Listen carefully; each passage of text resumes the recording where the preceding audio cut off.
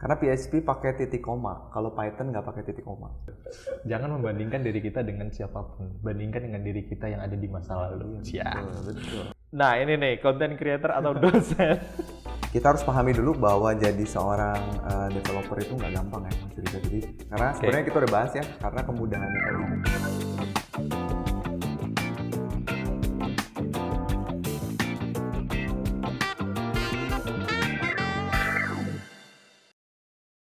Hello Hoster People, selamat datang di Inspirative Corners by Niaga Hoster bersama saya Riza Prihananto. Dan di episode kali ini kita kedatangan seorang bintang tamu. Beliau adalah seorang dosen dan beliau juga seorang content creator atau YouTuber, di mana konten beliau itu sudah warawiri di beranda YouTube teman-teman atau netizen Indonesia semua. Nah, siapa lagi kalau bukan Mas Sandika Gali. Nah, sebelum kita mengupas tentang kehidupannya Mas Sandika Gali ini, enaknya dipanggilnya siapa nih Mas? Bebas, boleh Mas Sandika, boleh Pak Sandika. Oh oke. Karena kebetulan ini lagi di Jogja ya, jadi saya panggil Mas aja. Biasanya Boleh. dipanggil AA kan kalau di sana ya? Akang ya. Oh Akang, oke. Mas Sandika ini merupakan seorang dosen swasta dan juga content creator di balik YouTube channel web programming Unpas gitu ya Mas ya? Betul.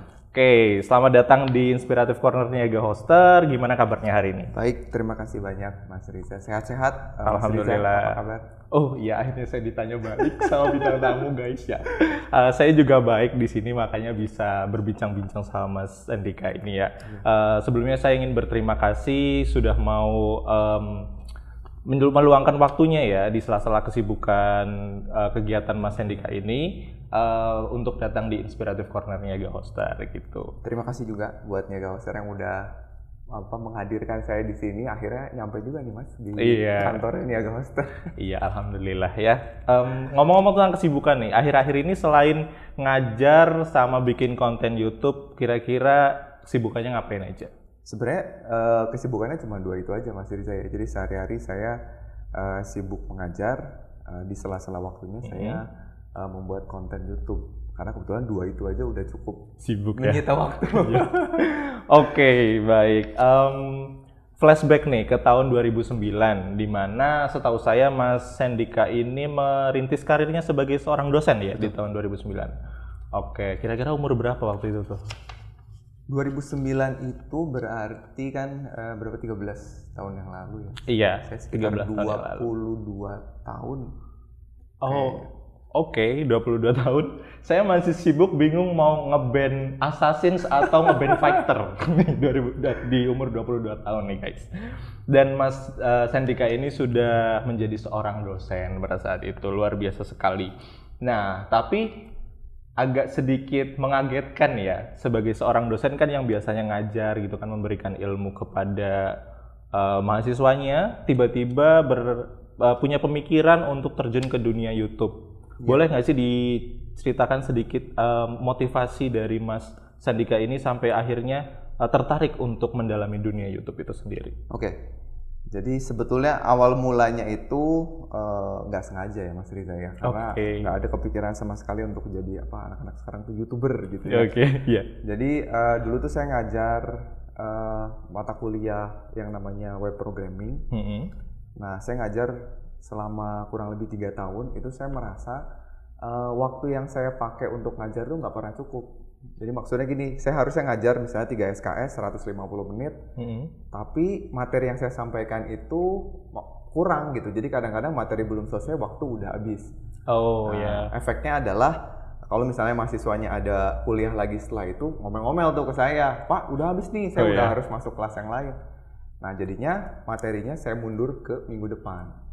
Jadi kan mundur terus nggak selesai. Nah saya pikir daripada materinya mundur terus, saya kepikiran gimana kalau saya bikinin aja video supaya kalaupun di kelas saya nggak selesai, udah suruh nonton aja di rumah gitu. Jadi nggak mengganggu materi-materi minggu lalu. Awalnya sih sesimpel itu aja untuk mahasiswa saya.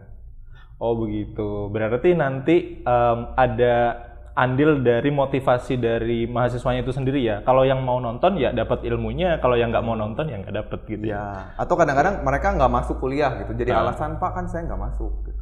Sekarang kan nggak ada alasan nonton aja. Pinter banget dosen nih ya memang. Luar biasa. Terus kalau setahu saya nih ya, saya kan dulu juga memang sama orang yang menggeluti dunia pendidikan karena saya lulusan pendidikan juga. Dan sekarang saya juga sedang mencoba untuk menggeluti dunia YouTube gitu. Tapi setelah bertahun-tahun nih sebenarnya saya sudah menciptakan channel YouTube saya tapi tidak berhasil karena agak sedikit sulit. Nah, dulu awal-awal mula mempelajari tentang teknis YouTube itu tuh mulai dari kapan tuh? Apa setelah dari dosen 1 tahun langsung belajar? Apa beberapa tahun setelahnya baru tertarik gitu? Untuk teknis pembuatan video itu semuanya saya balik lagi belajarnya dari YouTube, Mas Riza. Jadi pada awalnya itu saya dalam 1 tahun malah ya kalau mau dibilang subscriber ya, saya setahun tuh subscribernya 100. Jadi hanya 100 gitu. Dan itu saya udah seneng banget. Karena saya ngajar 2 kelas, 1 kelasnya 40 orang. Berarti kan kalau dipikir-pikir semua mahasiswa saya subscribe, walaupun kayaknya nggak mungkin gitu ya semua mahasiswa yang subscribe, ada 20 nih yang nyasar. Dari mana ini gitu ya. Jadi dapat 100 aja saya udah seneng. Dan dulu selama 1 tahun video YouTube saya itu hanya rekaman layar dan suara saya aja, nggak ada mukanya karena nggak pede gitu ya. Memunculkan muka sendiri ya kurang pede lah. Jadi awalnya itu, baru di tahun kedua, tahun ketiga saya mulai memberanikan diri muncul videonya. Nah karena muncul video berarti kan saya harus belajar tuh gimana ngeditnya. Karena saya nggak begitu paham ya, semuanya saya pelajari dari YouTube. Belajar, belajar, terapkan gitu. Berarti Mas Sandika ini termasuk YouTuber yang menerapkan ilmu untuk YouTube, oleh YouTube, dan dari YouTube gitu. Betul. Nah ini juga masih berkesinambungan dengan pengalaman saya juga nih. Ketika saya dulu ngajar, bikin YouTube, kelabakan nih kehidupan saya gitu, tidak balance. Karena kan setahu saya ya bikin konten YouTube itu nggak cuman rekam terus upload gitu, pasti ada fase editing gitu-gitu dan lain-lainnya ya. Dan kalau dilihat-lihat kontennya Mas Sandika ini kan berbau-bau tentang teknis ya. Dalam artian tidak seperti konten-konten lain yang cuman rekam kemudian gabungkan videonya kemudian diupload. Ini pasti harus melalui beberapa proses editing dan lain-lain gitu karena untuk mengedukasi viewers juga gitu ya.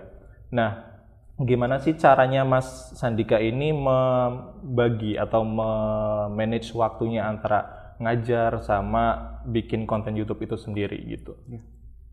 Jadi sebetulnya meskipun saya mengajar itu full time, kan biasanya yang namanya dosen itu nggak setiap hari ngajarnya full gitu ya. Jadi mungkin ada hari-hari yang dimana saya ngajarnya padat, tapi ada juga hari-hari kosong gitu. Nah, awalnya tuh saya memanfaatkan waktu-waktu kosong saya gitu. Kadang-kadang memang di hari yang nggak ngajar atau di waktu malam saya menyempatkan lah gitu ya untuk membuat konten. Nah kalau dari sisi materi, sebetulnya materinya tuh saya udah punya semua karena kan yang saya buat kontennya itu adalah yang saya ajarkan sehari-hari gitu ke mahasiswanya. Jadi praktis dalam 3 tahun pertama saya fokusnya hanya gimana caranya mindahin mata kuliah saya yang diajarin biasa menjadi sebuah materi video gitu. Jadi sebelum pandemi tuh saya udah duluan bikin video pembelajaran. Jadi saya curi-curi waktu sampai di tahun ketiga, alhamdulillah kampus saya itu udah melihat mungkin ya apa yang saya bikin itu udah mulai ada manfaatnya. Kebetulan kami dibuatkan seperti satu studio kecil gitu di kampus. Jadi yang tadinya saya bikinnya di rumah di sela-sela waktu, saya jadi bisa bikinnya di kampus. Gitu. Berarti ini Mas Sandika termasuk menggunakan mengimplementasikan sambil menyelam minum air maksudnya ya. Jadi walaupun dia jadi YouTuber, dia juga langsung bisa memberikan edukasi ke mahasiswanya seperti itu. Mungkin bisa dicontoh oleh dosen-dosen lain di luar sana begitu. Nah sekarang masalah konten nih. Kontennya kan berbau-bau web programming ya kalau nggak salah ya. Kenapa akhirnya memilih konten web programming daripada kayak software programming atau application programming gitu. Karena kan apakah karena memang itu major yang diajarkan atau gimana? Ya. Jadi memang pada awalnya karena itu expertise saya jadi memang sebetulnya bisanya cuman itu gitu ya. Okay. Saya ngajarin di kelas mata kuliah itu, terus saya coba bikinkan materinya seperti itu. Dan kalau misalnya kenapa hanya web, nggak coba misalnya mobile atau software yang lain, karena itu kan di kampus ada mata kuliahnya sendiri, ada yang ngajarnya sendiri gitu. Jadi saya memang fokus awalnya itu di mata kuliah yang saya ajarkan saja, dan keterusan sampai sekarang seperti itu. Dan kalau misalnya Mas Riza lihat kan nama channelnya juga udah web programming gitu. Iya jadi agak aneh juga kalau misalkan saya masukin mobile gitu misalnya. Oh iya. Ya betul, kayak kalau di website itu memang semakin kita nge-guide viewers itu dengan judul channelnya itu akan lebih baik gitu ya, akan lebih spesifik gitu. Oke, nah ngomong-ngomong masalah web programming ya, menurut Mas Sandika sendiri itu kalau basic seperti apa sih yang perlu dimiliki oleh seseorang untuk menjadi seorang web programmer?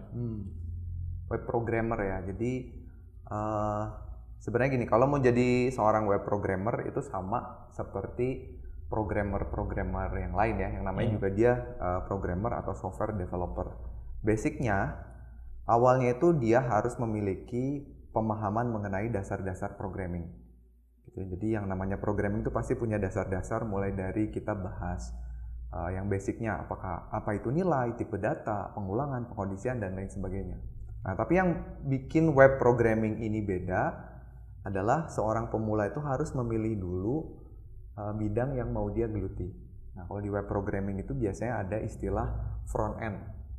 Itu orang yang senang bikin tampilan yang bisa diakses oleh user gitu, yang kelihatan oleh user. Kalau senang ke sana, silahkan pilih jalurnya. Atau ada lagi yang namanya back end. Nah, kalau ini untuk orang-orang yang senang dapurnya, yang nggak kelihatan gitu ya, misalnya ngomongin data, ngomongin proses, optimasi, dan lain sebagainya. Jadi kalau bicara mengenai apa yang harus dimiliki, yang pertama tadi dasar-dasar programming, terus yang kedua pilih dulu salah satu bidang, habis itu tekuni aja. Oke. Kalau bahasa pemrogramannya, ada bahasa pemrograman khusus yang mungkin jadi kayak basic banget nih buat pemula itu apa? Iya. Untuk bicara mengenai bahasa pemrograman, mungkin teman-teman bisa pilih banyak ya. Jadi bahasa pemrograman itu ada banyak, tergantung tadi pilihannya mau bidangnya di front end misalnya, mau di back end, itu bahasanya bisa beda. Nah, tapi yang namanya web programming itu rasanya semua harus mulai dulu dari bahasa yang namanya HTML atau HTML. Terus habis itu kita belajar CSS. Habis itu kita belajar JavaScript. Nah, itu kayaknya 3 itu adalah 3 bahasa yang harus dikuasai lah. Nah, baru habis dari situ pilih deh. Kalau misalnya mau ke front end bisa perdalam JavaScript. Kalau mau ke back end bisa pilih ada PHP, ada Python, ada macam-macam gitu. Oke, itu ya guys ya. Jadi buat teman-teman yang daripada gabut ya jalan-jalan di Citayam Fashion Week itu, mendingan belajar basic programming language. Tadi ada apa aja? HTML, CSS, sama JavaScript. Gitu bisa tuh. Oke nih ya, udah ngomongin tentang basic-basicnya. Nanti kalau misalkan sudah cukup tahu, bisa diarahkan kemana, mau ke front end atau back end gitu. Nah, kalau ngomong-ngomong masalah web programming atau bikin website, itu kan pasti butuh platform untuk penyimpanan websitenya ya. Dimana kita biasanya itu untuk 2 komponen utama itu ada hosting sama domain gitu. Nah, kalau dari Mas Sandika sendiri itu untuk fitur dan spesifikasi hosting seperti apa sih yang cocok buat programmer gitu? Entah itu programmer pemula atau programmer yang sudah advance ya. Mungkin kalau dari sisi saya, Mas Riza, kita fokusnya di yang pemula kali ya, karena yang saya ajarin itu biasanya entah itu mahasiswa yang baru belajar atau teman-teman yang memang baru pengen menjadi seorang web developer ya, istilahnya ya web developer pemula lah. Betul tadi kata Mas Riza, si web hosting itu menjadi komponen yang cukup penting buat kita seorang developer ya, karena uh, gimana gitu rasanya kalau misalnya kita udah bikin sebuah website atau sebuah aplikasi yang keren, tapi cuman kita aja yang bisa lihat di komputer kita gitu. Kalau orang mau lihat masa dilihatin gitu laptopnya ya, kan harus disimpan ke sebuah web hosting. Nah jadi untuk website para pemula gitu biasanya bikin website portfolio, bikin company profile, bikin landing page atau aplikasi sederhana, itu rasanya yang dibutuhin yang pertama pasti kemudahan ya. Gimana supaya kita gampang gitu pakai si web hostingnya, karena namanya juga pemula. Terus juga tentu saja kecepatan. Cepet nggak bisa diaksesnya, jangan sampai websitenya udah bagus tapi lama gitu ya untuk diaksesnya. Dan yang berikutnya adalah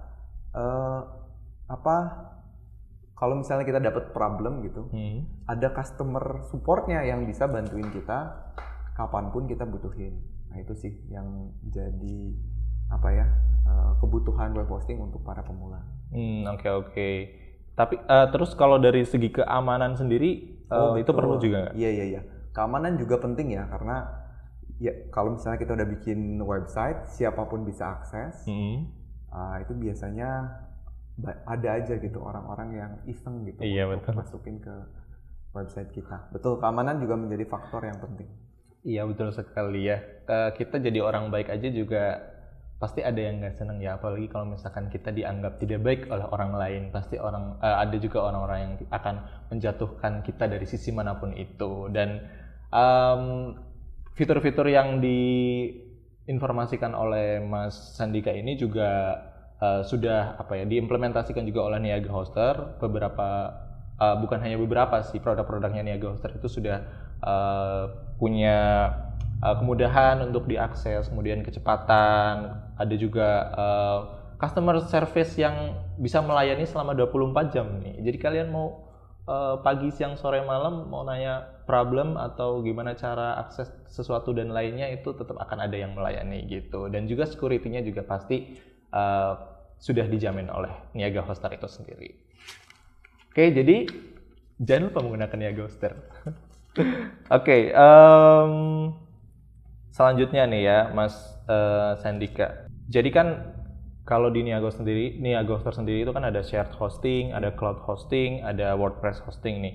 Nah kalau Mas Sandika sendiri nih melihat dari sisi seorang web programmer, lebih cenderung memilih yang mana nih? Oke, kalau pilihan dari ketiga tadi, biasanya yang saya rekomendasikan untuk teman-teman yang baru belajar itu yang shared hosting, Mas Riza. Karena kan satu, gampang banget buat dipakai. Terus yang kedua, sebetulnya fiturnya itu udah sangat cukup gitu untuk kebutuhan kita sebagai web developer pemula. Kalaupun nanti ke depannya website kita semakin banyak yang akses gitu, tiba-tiba dalam waktu semalam usernya nambah jadi ribuan gitu ya. Itu kan tinggal gampang aja kita upgrade ke yang berikutnya. Plan berikutnya gitu, yang lebih tinggi. Tapi menurut saya yang shared hosting aja itu udah cukup untuk mengatasi kebutuhan kita gitu. Oke. Kalau misalkan selain dari fitur-fitur yang sudah tersedia, ada alasan lain nggak sih kenapa Mas Sandika ini memilih shared hosting sebagai rekomendasi untuk para web programmer pemula? Mungkin ya tadi ya sebenarnya mirip dengan apa yang udah kita bahas tadi. Yang pertama gampang makainya, terus yang kedua walaupun dia adalah shared hosting untuk pemula, tapi justru itu karena kan yang makainya masih pemula karena sering bingung. Karena saya juga dulu pertama kali belajar kan bingung gitu ya mau pakai, dan yang saya butuhkan adalah orang yang bantu saya gitu. Nah dengan menggunakan shared hosting juga kita sudah bisa mendapatkan fasilitas customer supportnya tadi. Saya pernah tengah malam websitenya down, nggak bisa ngapa-ngapain, tetap ada bantuan langsung dari customer supportnya. Jadi kayaknya untuk pemula itu butuh banget sih. Oh oke. Berarti memang peran dari seorang customer support juga sangat menentukan ya kesuksesan seorang pemula untuk belajar menggunakan shared hosting sebagai sarana untuk mengembangkan skill web programmingnya sendiri itu. Oke, itu guys. Jadi bisa lah kalian untuk teman-teman hoster people yang mau belajar web programming, masih pemula, bisa langsung aja choose cek shared hostingnya Niaga Hoster. Karena untuk shared hostingnya Niaga Hoster kali ini ada kupon khusus diskon, di mana kalian bisa mendapatkan potongan harga di sana dengan memasukkan kupon Inspiratif Sandika. Kalau misalkan kalian bingung tulisannya kayak apa, ada di bawah sini ya. Jadi kalian langsung aja masukin sebelum kalian check out produknya, maka kalian akan mendapatkan diskon. Seperti itu. Oke. Nah, kita udah mulai tadi udah berbincang-bincang banyak hal ya tentang profesinya Mas Sandika, pengalaman, kemudian rekomendasi untuk teman-teman hoster people semua yang mau jadi web programmer. Sekarang kita akan masuk ke games. Ini sekarang kita bakalan ngobrolin, akan ngasih pertanyaan kilat ya ke Mas Sandika untuk memilih A atau B. Kita pemanasan dulu ya, misalkan gudeg atau bakpia? Bakpia. Oke. Kayak gitu berarti ya. Siap. Oke, sudah siap? Siap. Yang pertama, Python atau PHP? Waduh, PHP. Shared hosting atau VPS? Shared hosting. Oke. WordPress hosting atau Simple WordPress? Simple WordPress. Oke. Website native atau CMS? Native. Oke. Ini. Ini yang terakhir agak klimaks sih. Content creator atau dosen? Waduh, dosen. Oh, udah dosen. Oke, tidak mengkhianati ya. Tidak kacang lupa kulit. Tidak itu. Oke, karena sudah menjawab pertanyaan itu, sekarang kita kupas alasannya. Oh, ada. Ini harus dijawab alasannya. Iya, harus dijawab. Okay. Kan ada Python atau PHP. Kenapa tadi pilihnya PHP ya? Karena PHP pakai titik koma, kalau Python nggak pakai titik koma. Oh gitu. Kenapa harus titik koma? Karena kebetulan tagline dari channel YouTube saya itu Mas Riza, jangan lupa titik koma. Oh baik. Sekalian promosi YouTube channel. Siap. Oke, yang kedua, shared hosting atau VPS. Kenapa pilih? Shared hosting tadi. Karena sebenarnya kita udah bahas ya, karena kemudahannya tadi. Kemudahan penggunaan dari shared hosting. Iya. Yang ketiga, WordPress hosting atau Simple WordPress? Simple WordPress. Karena? Sama, balik lagi ke kemudahan penggunaan. Karena yang saya suka dari Simple WordPress itu dashboardnya terintegrasi dengan account Niaga Hoster kita. Oke. Website native atau CMS? Native. Karena saya ngajarin itu. Tetap ya, menjadi diri sendiri. Oke. Nah ini nih, content creator atau dosen? Dosen. Ya karena dosen masih bisa bikin konten. Kalau konten kreator nggak gitu aja bisa langsung jadi dosen. Oh iya bener juga ya. Waduh, sangat mendalam ya jawabannya. Oke, tapi saya guru atau karyawan swasta? Saya milih karyawan swasta loh. Kenapa ya? Kita masuk ke sesi ngasih tips ke teman-teman hoster people di luar sana ya. Tips apa sih yang perlu dijalankan atau dilakukan ya sebagai seorang web programmer gitu, supaya mereka bisa belajar, kemudian bisa berkembang serta konsisten menjalankan hasratnya menjadi seorang web programmer itu sendiri. Tipsnya ya, jadi untuk menjadi seorang web programmer atau web developer itu yang pertama kita harus pahami dulu bahwa jadi seorang developer itu nggak gampang ya Mas Riza. Jadi tahu dulu bahwa itu tuh susah gitu. Jadi sehingga nanti begitu kita menjalani itu terus merasa kesulitan, ya nggak usah khawatir, semua orang juga mengalami hal yang sama gitu. Jadi yang pertama pahami bahwa itu susah. Terus yang kedua jangan belajar sendiri ya, karena udah susah. Terus kalau belajar sendiri nanti makin berat gitu menjalaninya. Cari teman, ikut komunitas. Terus juga jangan lupa untuk belajar fundamental. Jadi kadang-kadang banyak programmer pemula tuh lupa karena sekarang lagi rame belajar apa ikut gitu. Padahal dasar-dasarnya mereka lupakan gitu. Dan yang terakhir mungkin jangan patah semangat gitu. Kalau misalnya ngelihat teman-teman yang udah pada jago tapi dirinya merasa masih belum ya nggak usah khawatir gitu. Nggak usah balapan sama orang lain ya. Balapan sama diri kita sendiri. Yang hari kemarin aja. Iya benar. Gitu, ya. Mungkin. Filosofinya sama yang saya ambil tuh. Jangan membandingkan diri kita dengan siapapun, bandingkan dengan diri kita yang ada di masa lalu. Betul. Oke.